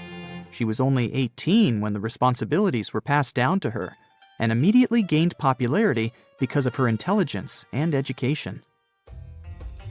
Her taste in literature was quite good too. She was known to be a fan of Homer, the famed Greek philosopher and poet. Cleopatra loved to write as much as she loved to read. There are even claims that she wrote a book on medicine and cosmetics, but we have no evidence to this day that such work ever existed. Part of being a great leader back then meant you had to speak multiple languages. Cleopatra clearly understood that, and that's why she's rumored to have known many languages to varying degrees. Some archaeologists suggested she spoke Greek, Egyptian, and Ethiopian, as well as many Arabic dialects. She might have even spoken Latin, but there's little evidence to support this claim. She might not have had angelic looks, but Cleopatra was really careful with the way she looked, even with her diet. She was known to have enjoyed simple meals, including a variety of fish. Since she lived close to the Mediterranean Sea, it's really no surprise. As a treat, she liked to eat stuffed pigeons, which she also served to her guests. Other dishes on the menu included vegetables and fava bean soup. Fruits and nuts weren't missing from her diet either, and she was also a big fan of honey. Recently, a team of experts has even tried to recreate her famous perfume. Think of it like the ancient equivalent of Chanel No. 5. Cleopatra was known to be a fan of luxurious scents, which she believed could even influence how people treated her when they met. The basis of this scent is myrrh, a resin gathered from a local tree. Other ingredients added to the mixture were also found back in the day, like cardamom, olive oil, and cinnamon. The results may not be quite as delicate as the perfumes we know and use today. Its consistency was way thicker, and the scent lasted way longer. When she was at the height of her power, Cleopatra might have been the richest person in the world. Back in the day, she ruled over a territory that stretched across the Mediterranean, from modern-day Libya in the west through Egypt to Syria in the east. This is the largest territory ever ruled over by a woman. In today's currency, her worth might have been somewhere around $95 billion. The calendars we use today may have been introduced by Cleopatra herself. She presented the idea of leap years and leap days to Caesar, the Roman emperor she was known to have been close with. Taking her advice, Caesar made these adjustments part of the official Roman calendar. The ancient Egyptians already knew the year was longer than precisely 365 days. They discovered this by studying the brightest star in the sky, called Sirius, and concluded that a year is actually 365 1/4 days long. It was Elizabeth Taylor that famously introduced Cleopatra to pop culture when she played her in the 1963 film bearing the same name. Up until that point, it was the most expensive film ever made. It was originally supposed to cost somewhere around $2 million, but ended up costing a mind-boggling $44 million. That's mostly because of script and production issues. To make this iconic movie, producers created 79 sets from scratch, as well as over 26,000 costumes for the cast. Elizabeth Taylor's Cleopatra costumes alone cost somewhere around $200,000. Thankfully for the producers, the movie made headlines and was well received by critics, making it a box office success. A lot of people associate Cleopatra with another famous Egyptian ruler, King Tutankhamun, nicknamed King Tut. Surprisingly, Apart from both of them being Egyptian pharaohs, they have nothing else in common. For starters, King Tut lived around 1300 years before Cleopatra did, and there is also no connection regarding their ancestry. Cleopatra had Macedonian Greek roots, while King Tut was a native Egyptian. In November 1922, a boy walked through the desert mountains of Egypt and discovered some ancient steps carved into the rock. Subsequently, this find became one of the world's largest and most significant archaeological discoveries. This step was part of Tutankhamun's untouched tomb. Archaeologists found about 5,000 ancient objects, including jewelry, fabrics, painted vases, and funeral masks. You've probably seen one of them. It has become one of the most recognizable attributes of ancient Egypt. More than 100 years have passed since then, and now humanity has finally become close to another large-scale discovery, the tomb of Cleopatra. This queen was the last active ruler of the Ptolemaic Kingdom of Egypt, who sat on the throne from 51 to 30 BCE. There are many ancient records about Cleopatra, her reign, and her unusual personality, but until now, no one has discovered the secrets about her passing away in the burial place. So, one archaeologist, Dr. Kathleen Martinez, has been studying ancient records and temples around Alexandria for decades, and concluded that the tomb of the queen should be located under the ancient city of Taposiris Magna, founded in 280 BCE. It was a big city on the northern coast of Egypt, where tens of thousands of people were engaged in trade and industry, and it seems that Dr. Martinez's guesses turned out to be correct. She and a group of archaeologists have discovered a secret underground tunnel near Alexandria, with a length of about 0.8 miles. It was cut into the rock under Taposiris Magna's temple. During further excavations, they found many things that indicate Cleopatra's tomb lies in the tunnel's depths. It's also possible that she is buried there together with the Roman commander, Mark Antony. According to ancient records, Cleopatra and Mark Antony loved each other and together opposed the Roman Senate, which declared Antony a traitor. The fact that natural disasters have occurred on the territory of Taposiris Magna for thousands of years can complicate the excavations. Earthquakes and floods destroyed the city and possibly flooded its underground tunnels. But archaeologists hope the ancient tomb remains untouched, and that it hides many treasures and records about the royal life of ancient Egypt during the reign of the last dynasty. There's a chance that excavations will go underwater and in the mud.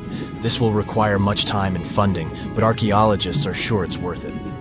Anyway, it's too early to say that Cleopatra is really buried there, but scientists have found many things in the tunnel that confirm this, including clay pots, dozens of coins with the image of Cleopatra and Alexander the Great, as well as a bust with the image of the Egyptian queen.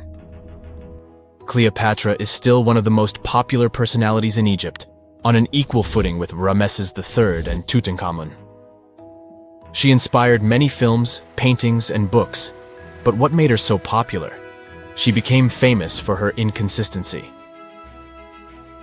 She was a beautiful, intelligent ruler who pulled Egypt out of the crisis and made it a prosperous power. Medieval Arabic texts say she knew chemistry, mathematics, and philosophy, and may have written several scientific books. She knew several languages and had excellent diplomatic skills. At the same time, there are many legends that she was a femme fatale who drove many men crazy. However, there's no evidence that her beauty was incomparable. The image of a stunning model was created by Hollywood when it made several films where famous actresses performed the role of Cleopatra. And the Roman Emperor Octavian, the adopted son of Julius Caesar, specially created the image of Cleopatra as an insidious seductress because he was her enemy. Even though she was born in Egypt, Cleopatra wasn't an Egyptian. Her ancestors were Greeks, among whom was one of the generals of Alexander the Great. However, the people of Egypt loved her. She learned the language and was very sensitive to the traditions of this country.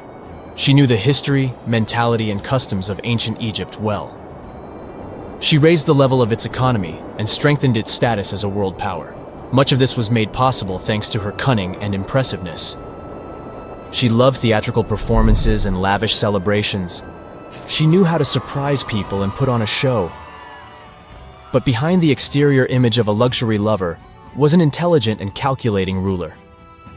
Ancient Egypt was a rich, luxurious country, and Cleopatra did everything to increase its wealth and strengthen its position in the international arena. For example, she was once in conflict with her brother Ptolemy XIII.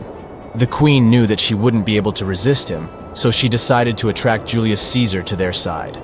The Roman emperor arrived in Alexandria, where Cleopatra wanted to meet him, but Ptolemy knew about her plans and was about to prevent her from coming to Caesar.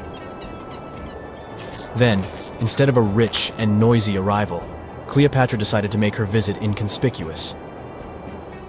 She wrapped herself in a carpet or linen bag the emperor's servants carried into Caesar's private chambers. Cleopatra emerged from the carpet and impressed the Roman emperor with her beauty and determination. As a result, they fell in love with each other and became close allies. After some time, she impressed another influential Roman for diplomatic purposes. She arrived to meet Mark Antony on a golden barge with purple sails and silver oars. Cleopatra was dressed in the image of Aphrodite and sat under a magnificent canopy. Her servants dressed like cupids and were blowing her fan and burning incense. But Cleopatra created such a show for a reason. She knew that Antony revered Greek mythology and considered himself the embodiment of Dionysus. As a result, he was so impressed with this woman that he ended up marrying her. Cleopatra defended her crown, strengthened her alliance with Rome, and bore Antony 3 children. In Egypt, they threw big parties and enjoyed wealth with power. However, the relationship of a high-ranking official with the Egyptian queen caused a scandal in Rome. Octavian was Antony's primary opponent in the struggle for power, so he exploited the situation to darken the competitor's reputation. He used propaganda to make Cleopatra an insidious seductress in the eyes of Roman citizens. He accused Antony of succumbing to her charms. The Roman Senate supported Octavian and declared Cleopatra an enemy. In 33 BCE, this conflict reached a high point when Antony's navy clashed with Octavian's fleet. The latter won and forced his enemy to flee to Egypt with Cleopatra. According to some records, they took refuge near Alexandria. Pursued by the Romans, they hid in one of Cleopatra's palaces and met their end. Some legends say that Cleopatra was an expert in poisons. She provoked a venomous snake, a viper or an Egyptian cobra, to bite her. Also, according to another legend, she pricked herself with a poisonous needle. There's a theory that Cleopatra always carried an ampule with poison inside her hairbrush. And when she was cornered, she soaked the needle with this poison and pricked herself. None of this can be said for sure. Scientists are still trying to find out the truth. Perhaps when they reach Cleopatra's tomb, the world will get more answers about her tragic fate. She is considered the last ruler of Egypt. After her passing, Octavian plundered her palaces and temples and returned to Rome, where he became the main emperor. He successfully ruled the country and expanded its borders. His reign ended when he turned 75. World history would have looked different if Cleopatra and Mark Antony hadn't lost that naval battle. By the way, did you know that more time has passed between Cleopatra's reign and Neil Armstrong's flight to the moon than between the reign of the Egyptian queen and the construction of the Great Pyramid of Giza? Armstrong took a step on the Earth satellite in 1969, 38 years after the birth of Cleopatra. And the construction of the pyramid took place in 2560 BCE. Imagine how long the history of ancient Egypt is. Cleopatra is closer to us in time than to the pyramids. Miles and miles of yellow sand, treeless mountain ridges, and scorching hot sun over your head. And suddenly, something you'd never expect to come across in a barren desert. A small group of overexcited people. They're as happy as you would be if you'd won a lottery. They've just found an ancient tomb, once flooded with its walls in bad shape. But the stuff they discovered inside proves that this is the burial site of one of Egypt's most mysterious pharaohs. Historians have been hunting for his tomb for years, but no one expected it to hide ancient treasures. Fast forward. After careful examination of the site, Egyptian officials have announced the discovery of the tomb of King Thutmose II. It's the last missing tomb from Egypt's 18th dynasty. And this is also the first royal tomb found since King Tutankhamun's was discovered in 1922, in more than 100 years. A team of Egyptian and British archaeologists found the tomb in the Theban Mountains area, west of Luxor, near the famous Valley of the Kings. Before this, the site was only known as Tomb C4, but during their excavation, the team found clear evidence proving it belonged to King Thutmose II. Archaeologists actually found the entrance and main tunnel leading to the tomb in 2022. But at first, they thought it belonged to a queen because it was near the graves of Thutmose III's wives. It was also close to Queen Hatshepsut's tomb. Originally, it was prepared for her when she was just a royal wife, but everything changed when she became pharaoh. But we'll talk about this twist of fate a little later. But soon they realized that their discovery was much more significant. They found alabaster jars with Thutmose II's name and the words "deceased king" written on them. That's when they realized that the tomb was actually his final resting place. Sadly, Thutmose II's tomb has seen better days. According to the head of Egypt's antiquities sector and the leader of the Egyptian excavation team, the tomb suffered major damage from ancient floods not long after the pharaoh's death. Water swept through the burial chamber, likely destroying or displacing many of the original artifacts. Much of what had been once inside the tomb was moved elsewhere in an attempt to salvage it. The researchers found out that the tomb had a basic design, with an entrance, a sloping main corridor, and a burial chamber. The corridor was coated in white plaster and rose about 4.5 feet above the floor of the burial chamber. A large staircase and a very large descending corridor of the tomb indicated its grandeur. It took the team a long time to navigate through, though, as the tomb was blocked by flood debris and collapsed ceilings. Only after crawling through a 32-foot passageway with a small 16-inch gap at the top, the worst nightmare for those of us with claustrophobia, were they able to reach the burial chamber. There, they were in for another surprise. They cleared the debris, expecting to find the crushed remains of a burial beneath.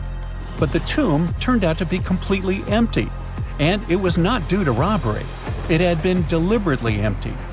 The researchers soon realized that the tomb had been flooded since it had been built underneath a waterfall. It happened just a few years after the king's burial, so the contents of the tomb were moved to another location.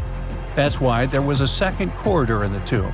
It was most likely made to help remove King Thutmose II's body from his flooded tomb. Despite the damage, the excavation team made some really exciting discoveries. They found traces of mortar decorated with blue inscriptions, yellow stars, and fragments from the Book of Amduat, one of the most significant funerary texts in ancient Egypt.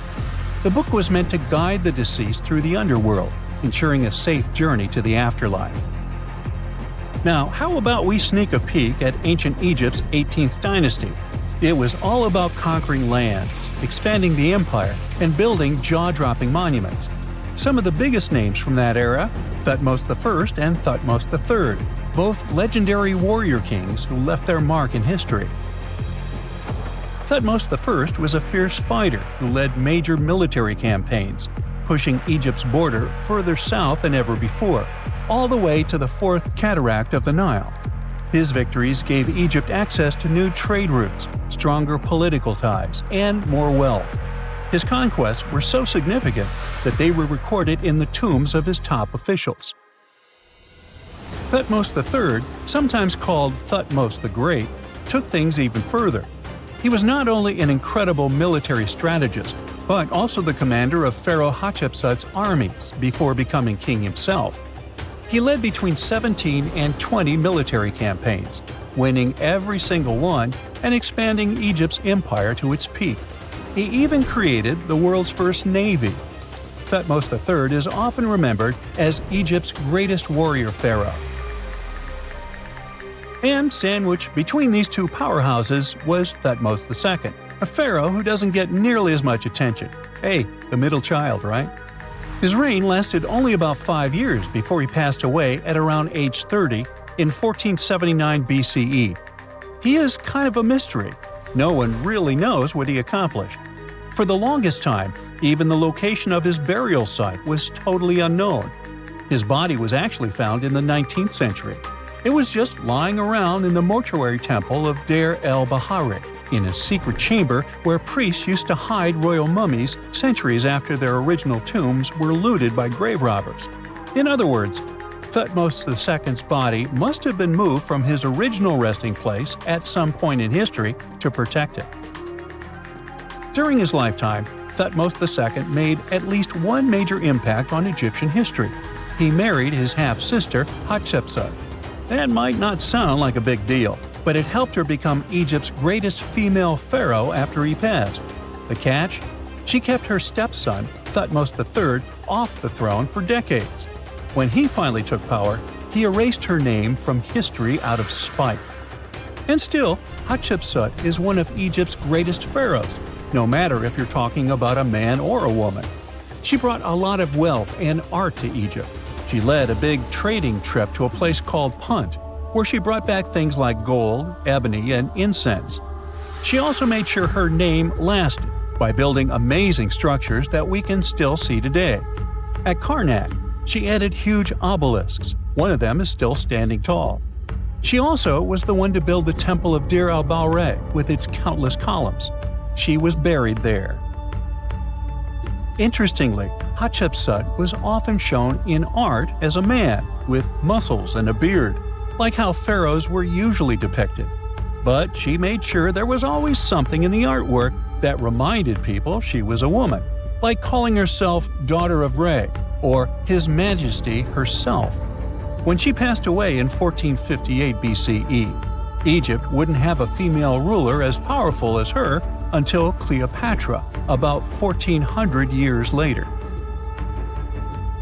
According to Egypt's Supreme Council of Antiquities Secretary General, isn't that a mouthful? Hatshepsut's name actually appears in Thutmose II's tomb, meaning she might have even handled his burial. As for their final resting places, well, Hatshepsut was buried in the Valley of the Kings, and Thutmose II's mummy is now in the National Museum of Egyptian Civilization, alongside other ancient Egyptian rulers. It gives visitors a rare chance to see the remains of a nearly forgotten pharaoh. Now, experts consider the discovery of his tomb to be one of the most significant in recent years. The artifacts found there add important details to our understanding of the history of the region and Thutmose II's rule. And even though the tomb's design is fairly simple and follows the same architectural style preferred by later Egyptian rulers, its historical importance is undeniable. In any case, the mission isn't over yet. Archaeologists are now focusing on solving another mystery. Where did the rest of the tomb's contents end up? The team is determined to continue their search. Who knows what other secrets they will uncover that have remained hidden beneath the sands for thousands of years. So looky here, scientists discovered ancient artifacts near King Tut's tomb. Turns out, his VIP final resting place looks more like a public graveyard with about a dozen wooden coffins that's been there for around 3,600 years. Okay, I might have exaggerated a tad. The 11 tombs weren't exactly right next to King Tut, but they were close, near the same city of Luxor. New findings in Egyptian tombs can help us piece together what life was like in ancient Egypt. And guess what? Ancient Egyptians seem to have been remarkably like us, modern humans. Say, the women have always loved jewelry, and archaeologists retrieved a beautifully made necklace with 30 amethyst beads and 2 agate beads, plus a hippo head amulet. Bet it was all the rage back then. Researchers also discovered 2 copper mirrors. One had a handle shaped like a lotus, and the other was decorated with Hathor, the ancient Egyptian deity of the sky, women, fertility, and love. These recent excavations near Tutankhamun's burial site led to another jaw-dropping revelation. For the first time in thousands of years, fragments of Queen Hatshepsut's Valley Temple were uncovered. This fearless woman was thought to be the second female pharaoh, who ruled with both courage and wisdom, leaving a legacy as solid as the stones themselves. Her temple, hidden for ages, opens a window into a time filled with power, intrigue, and spiritual devotion. Archaeologists found over 1,000 beautifully decorated stone blocks on the outskirts of Hatshepsut's funerary temple. There were very few women who managed to take the throne in ancient Egypt. Another tomb was found nearby, and it belonged to the overseer of Queen Teti Sheri's palace, whose name was Jehuti Mez. Queen Hatshepsut seems to have even more tombs, aces up her sleeve. These tombs were carved into the rock instead of being built as pyramids, showing a unique ancient perspective on how to protect the soul in the afterlife. Experts managed to retrieve some cool ancient pieces from the site. Toys made of clay, mummy masks, winged scarabs, and some amulets. Sadly, there surely used to be way more artifacts, but over the last centuries, there have been people other than archaeologists to stumble upon this site. It's likely that looters got to these tombs before them and may have taken some valuable items. But they did leave behind some cool stuff for the researchers, like pottery used for offerings of bread and meat, along with archers' bows that connect the tomb's owners to the Egyptian military. Meanwhile, soul protection is way more important than you might think, especially if you're roaming around Luxor looking for ancient secrets. You aren't scared of King Tut's curse, are you? Let me tell you what happened to those who weren't scared, but promise me to take it with a dash of salt, okay? For years, Egyptologists, especially those who believed in paranormal activity, were convinced that there was an unsettling curse surrounding Tutankhamun's archaeological discoveries. This belief stemmed from the mysterious and untimely demise of several excavators who discovered the tomb in 1922 with no logical explanation for why they passed away. It was just easier to chalk it up to something supernatural and avoid the whole mess. But it turns out it wasn't a curse at all. It was likely the radiation that caused those excavators to perish. Now, you might wonder where the radiation came from. After all, while radioactivity was discovered in the 19th century, ancient Egyptians, despite their impressive pyramids, didn't have any radium lying around to make Tut's tomb glow like crazy. So, what could be the real story? It might have been toxic waste behind it all. Toxic levels of radiation from uranium and hazardous waste have been lurking inside the tomb since it was sealed over 3,000 years ago. The burial chamber of Tutankhamun's tomb reportedly has such high radiation levels that anyone who steps inside could easily end up with a fatal dose of radiation sickness or an incurable condition. By the way, you can have a somewhat similar level of radioactivity if you don't get rid of those moldy dinner leftovers you left to perish in your fridge a month ago. But this radioactivity isn't exclusive to Tutankhamun's tomb. Ancient Egyptian artifacts discovery is rewarding yet dangerous due to unusually high radiation levels in Old Kingdom tombs all over Egypt. Geiger counters have detected radiation at 2 sites near the Giza pyramids, and radon, a radioactive gas, has been found in several underground tombs in Saqqara. Interestingly, experts believe that the builders of these ancient tombs were aware of the toxins, as some eerie warnings were carved into the walls of many tombs. One inscription ominously declared, "They that break this tomb shall meet their end by a malady that no doctor can diagnose." Other ominous phrases like "forbidden," "due to evil spirits," only added to the fear that supernatural curses haunted these ancient sites. Ominous signs have stunned archaeologists since forever, but the fear grew even stronger a century ago with the mysterious passing of Lord Carnarvon, who funded King Tut's excavation in 1922 and reportedly explored the treasure-filled rooms, along with several others who entered the tomb. Arthur Weigall, another British Egyptologist who was present at the tomb's opening and is credited with starting the curse myth, passed away young when he was just in his 50s in 1934. Chances are the condition that made him pass was connected to radiation. In total, 6 out of the 26 people who were there when the tomb was opened met their end within a decade from various causes. Not only X-ray exposure, those reasons include asphyxia, stroke, heart failure, pneumonia, and even poisoning. Well, isn't this getting a little grim? There was one guy who opened the tomb and somehow managed to avoid the infamous curse, Howard Carter, or so it seemed. Some folks pointed to his survival as proof that the curse wasn't real. After digging up the tomb, Carter published several books on the topic and shifted gears from archaeology to dealing in antiquities for various museums. Despite dodging demise or injury, rumors swirled about how the curse may have impacted him in other ways. One of the big stories linked him to Lord Carnarvon's daughter, Evelyn. Some said he was madly in love with her, but she married someone else, so he chose to stay single. Others claimed they had an affair while she was in Egypt, which ended when her father passed away and she left the country for good. However, there wasn't much evidence to support these stories. Evelyn was just 6 when they met, and they remained friends until his last breath. She was even one of the few attendees at his funeral, but denied any romantic involvement, saying they weren't that close.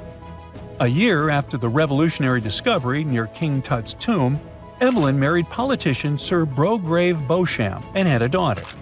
That same year, Beauchamp toured the tomb with his parents, guided by Carter himself. Carter never married and, aside from those posthumous rumors about Evelyn, had no other romantic connections. While the curse adds an intriguing twist to his life story, his tendency to keep relationships at arm's length was evident long before the tomb was opened. It seemed Carter just wasn't a people person. In 1939, after battling a serious illness, he ultimately succumbed to fate. He was 64, which was a pretty common life expectancy in the UK back then, so no one really thought it was off and linked it to an ancient curse. When he passed, it turned out he had several artifacts from Tutankhamun's tomb in his London apartment, which were eventually sent back to Egypt, marking what some viewed as the curse's end. Who knows? Maybe if he hadn't had all those ancient souvenirs at his place, he would have lived way longer. But all the other demises might seem off. The curse theory was likely fueled by some strange events during the excavation. Carnarvon got a mosquito bite that became severely infected, and around the time they opened the tomb, Cairo experienced a bizarre power outage and a freak sandstorm. Back in England, the Earl's dog, Susie, managed to escape from Carnarvon's house and began barking frantically at seemingly nothing. At least that's what the staff and family saw. Strangely enough, at the very moment her owner's heart stopped, Susie started howling and fell down without showing any signs of life. Maybe radiation didn't play a crucial role after all, and those were indeed ancient artifacts from King Tut's tomb that made them all perish. Spooky, huh? A gruesome discovery took place in Egypt some years ago. You want to hear about it? 16 human hands, carefully buried in 4 eerie pits. They didn't look too much like human hands at first, since they were abnormally large, but they were. Weirdly, there were only right hands. No left hands were in sight. It turned out that it points to the practice of an ancient dark ritual. Old Egyptian art and tales talked of a ceremony where warriors would present the right hand of their adversaries as proof of victory and ask for gold in return.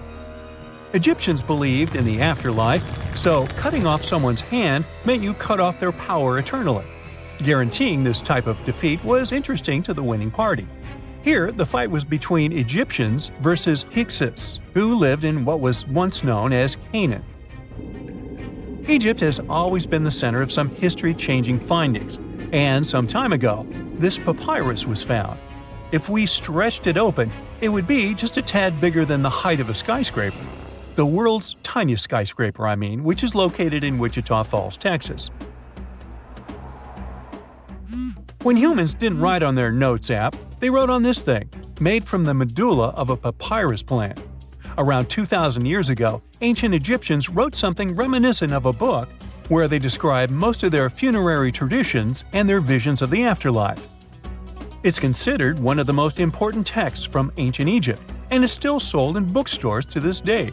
This ancient manuscript was unearthed from a chamber located just south of the Pyramid of Djoser, located in Saqqara. Oh yes, Djoser is the oldest pyramid in Egypt and not the Giza pyramids like most people think. So recently, the site of Saqqara buzzed with excited archaeologists who probably found one of Egypt's oldest complete mummies.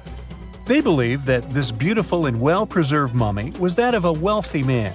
He was discovered in a deep shaft, covered in layers of gold leaves. There are many symbols that show he was an important and wealthy man, like the band he wore on his head, the bracelet on his chest, and the fact that he was embalmed with a tunic, which was reserved for Egypt's finest. The most exciting part of the entire discovery was finding the resting place sealed with mortar, just as the ancient Egyptians had left it 4,300 years ago. Now this may sound weird, but back in 2008, archaeologists discovered a missing pyramid. Now it went missing because it deteriorated over the span of 4,000 years. Today, you can only see its base. It was a pretty important site back in ancient times.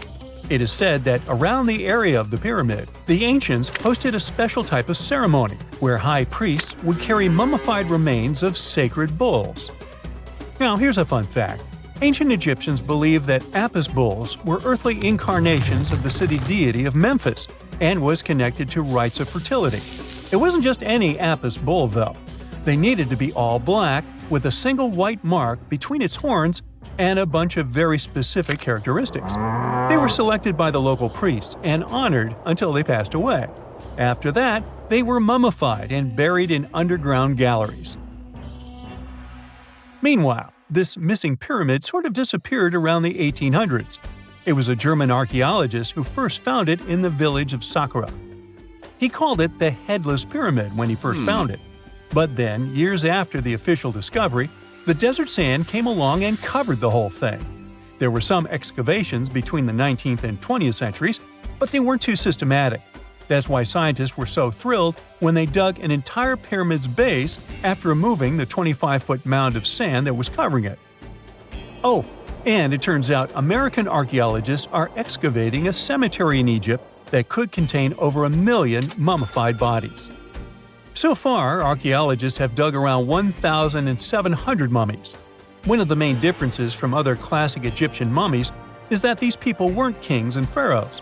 They were commoners that most likely lived about 1,500 years ago, when Egypt was controlled by the Roman and Byzantine empires. The name of the cemetery is cool, though, the Way of the Water Buffalo, just in case you want to check it out on your next trip. Other than bulls and buffaloes, ancient Egyptians also liked baboons. Are you seeing a pattern here? In the beginning of the 20th century, archaeologists discovered a site filled with mummified baboons in a place called, guess what? The Valley of Monkeys. An animal wouldn't have been mummified if it wasn't considered important. Certain animals were more important than others, since they were linked to specific deities. Jackals were connected to Anubis, the ancient god of the afterlife, and cats were likened to the female deity Bastet. Baboons were a pretty big deal, since they were believed to be connected to Thoth, the deity of wisdom and advisor to Ra, one of Egypt's supreme deities. The archaeologists who studied these animals weren't too happy. They think these baboons were kept inside and were deprived of sunlight for most of their lives. They had extreme vitamin D deficiencies and they were poorly fed. Maybe Thoth got angry with these baboon keepers. Just a guess. Since there's never a boring day for archaeologists in Egypt, they also found human mummies with golden tongues. Since Egyptians were all about the afterlife, they believed that golden tongues might help a person speak once they pass to the other side. I mean, it's a long shot, but hey, why not? Some of these mummies were placed in wooden coffins with goods, such as necklaces, pottery, golden artifacts in the shape of lotus flowers and scarab beetles, and iPhones. Just kidding. A new temple was also unearthed recently in Egypt. Scientists believe it was dedicated to honor Zeus Cassios. That deity would be a cross between Zeus, the almighty Greek deity of the sky, and Mount Cassios. While digging around the Sinai Peninsula in Egypt, archaeologists spotted 2 pink granite columns poking out of the ground, and bingo. They believe these columns represented the temple's front gate and collapsed during an earthquake many years ago. And speaking of deities, there weren't only super serious deities. Recently, scientists unearthed a golden ring in a city south of Cairo. No, Frodo, it's not magical. It was a normal gold ring, but it had the depiction of the deity of fun, officially named Bes.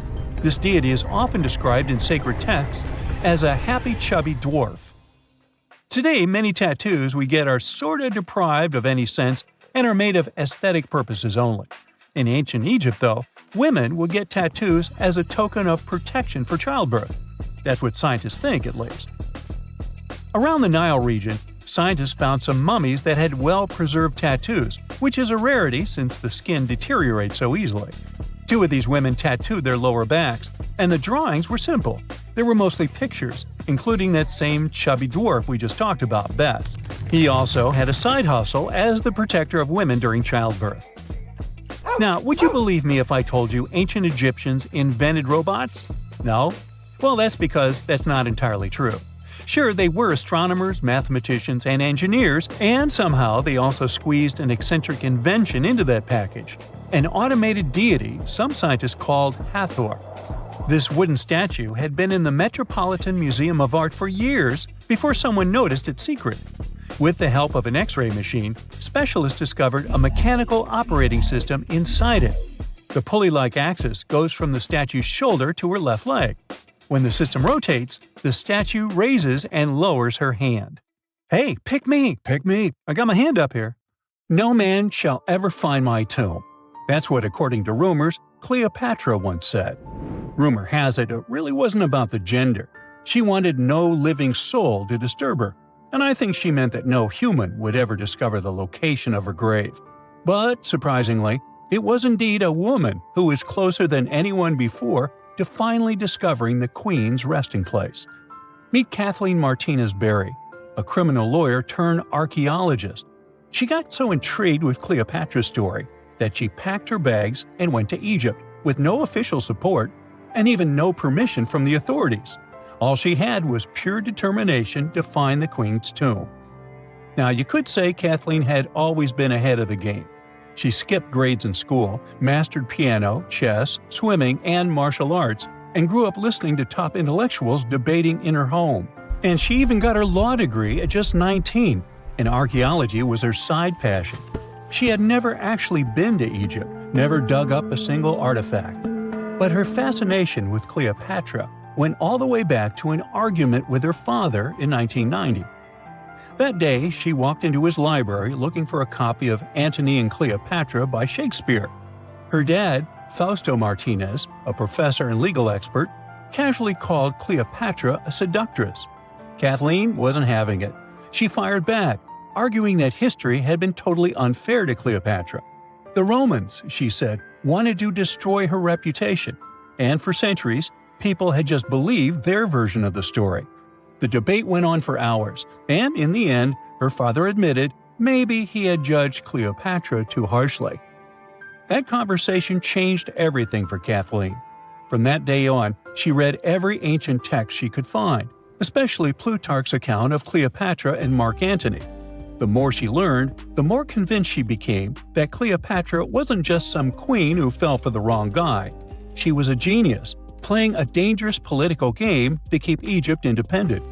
And the more she read, the more she started thinking, what if everyone had been looking for Cleopatra's tomb in the wrong place?